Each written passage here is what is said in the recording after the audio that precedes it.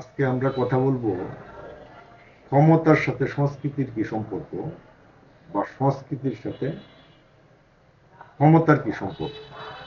ক্ষমতার কাঠামো সংস্কৃতি দ্বারাতে কিভাবে নির্ধারণ হয় সেই বিষয়টা আমরা একটু আলোচনা করতে চেষ্টা করব। এই বাংলায় এক সময় পাল রাজারা শাসন করতেন। তারা ছিলেন বৌদ্ধ জনগোষ্ঠী এবং তারা অপেক্ষাকৃত লিবারেল ছিলেন এবং জনগণের সংস্কৃতিকে স্বাধীনভাবে চর্চা করার সুযোগ দিতেন। তারা কঠোরতা অবলম্বন করতেন না। এই যে জনগণের সংস্কৃতির সাথে তারা আপোষ করেছিলেন, সেই পাল রাজারা তাদের এই শাসনামল টিকে ছিল 400 বছর। 400 বছর তারা নির্বিঘ্নে শাসন করেছিলেন। পরবর্তীতে দক্ষিণ ভারত থেকে সেন রাজারা যে আসলো, তারা পাল রাজাদের পতন ঘটায়। তারা ছিল রক্ষণশীল এবং তারা ব্রাহ্মণ্যবাদী সংস্কৃতির চর্চা করত। ফলে জনগণের সাথে তারা ডিটাচড হয়ে গিয়েছিলেন এবং তাদের যে ক্ষমতার কাঠামো, সেই কাঠামোটা ছিল ব্রাহ্মণ্যবাদী কাঠামো এবং জনগণের সাথে তাদের সম্পর্ক ছিল অনেকটা দূরবর্তী। তারা টিকে ছিল মাত্র 100 বছরের কিছু বেশি। তারপরে লক্ষণ সেনকে পরাজিত করে এই বাংলায় আগমন ঘটে ইখতিয়ার উদ্দিন মোহাম্মদ বিন বখতিয়ার খলজি। তিনি বাংলার শাসন ব্যবস্থা গ্রহণ করলে এই দেশে মুসলিম শাসন ব্যবস্থা চালু হয়। মুসলিম শাসন ব্যবস্থা চালু হওয়ার পরে মুসলমান শাসকরা তারা করলেন কি, এই জনগণের সংস্কৃতিকে পৃষ্ঠপোষকতা করা শুরু করলেন এবং এই জনগণের সংস্কৃতিকে তারা গ্রহণ করলেন। তারা কোনো সংস্কৃতি চাপিয়ে দেন নাই এবং মোটামুটিভাবে জনগণের সাথে তারা মিশে গিয়েছিল। পৃষ্ঠপোষকতা করার কারণে জনগণের সংস্কৃতি তাদের রাজনৈতিক কাঠামোটা নির্মাণ করতে সহায়তা করেছে। ফলে তারা এই অঞ্চলটি শাসন করেছেন প্রায় 600 বছর। তাহলে আমরা কি দেখতে পাইলাম, যে সাংস্কৃতিক কাঠামো ক্ষমতা যতটুকু গ্রহণ করে তার উপর নির্ভর করে সেই ক্ষমতাটা কতটুকু দীর্ঘস্থায়ী হবে। এখন আমরা সংস্কৃতি এবং ক্ষমতার ধারণা বিষয়ে একটু কথা বলি।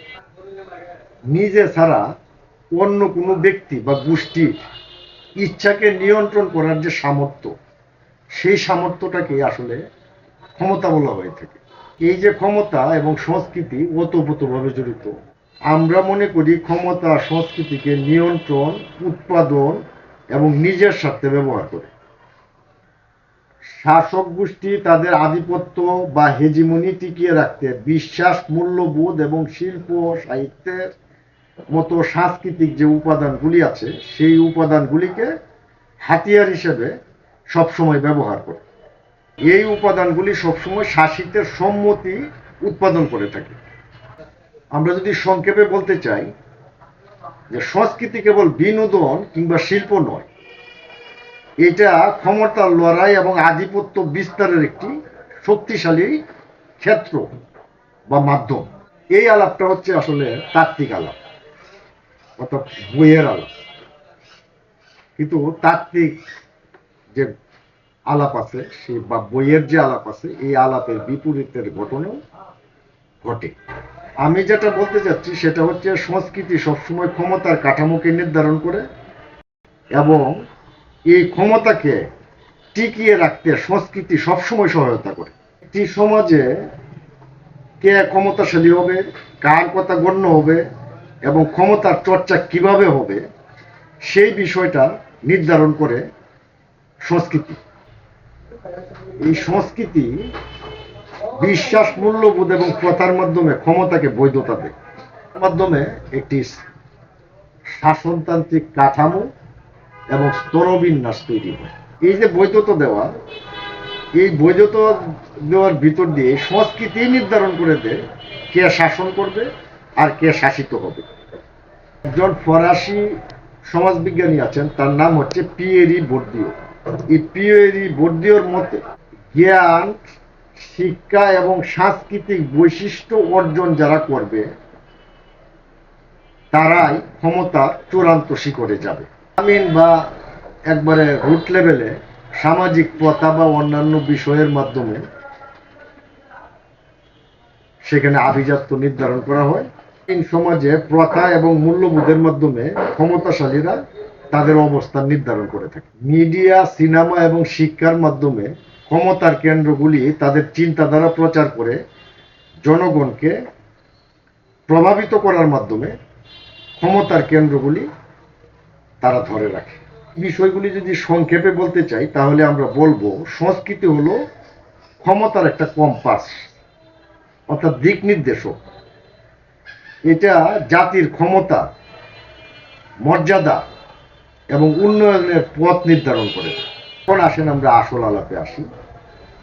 সেই আসল আলাপটা হইল যে কোনো ক্ষমতার কাঠামো টিকে থাকে যে কোনো একটা সংস্কৃতির সাথে আপোষ করে,